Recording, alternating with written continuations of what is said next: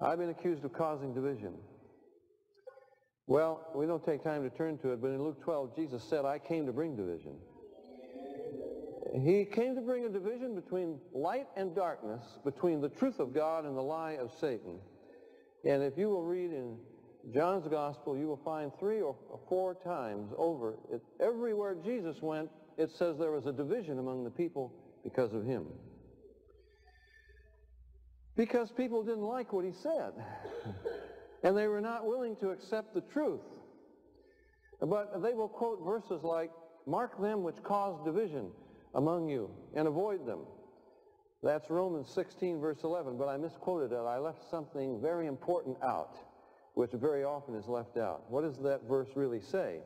It says, mark them which cause division contrary to the doctrine that you have received, and avoid them.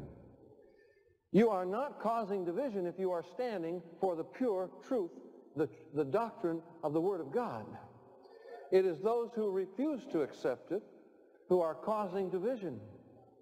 And we're to mark those who cause division contrary to the doctrine that we have received, and they're to be avoided. People say, touch not the Lord's anointed. I've heard that very often. Brother, you are in trouble because you have touched the Lord's anointed. Some of the greatest Christian leaders on the face of the earth today, you have questioned their teaching. You have attempted to judge their teaching. Yes, we've already quoted it. 1 Corinthians 14:29 says, let the prophet speak. If you're a prophet, go ahead and speak. But it says, let the others judge. And if you're not willing to be judged by the Word of God, then you don't qualify as a prophet of God.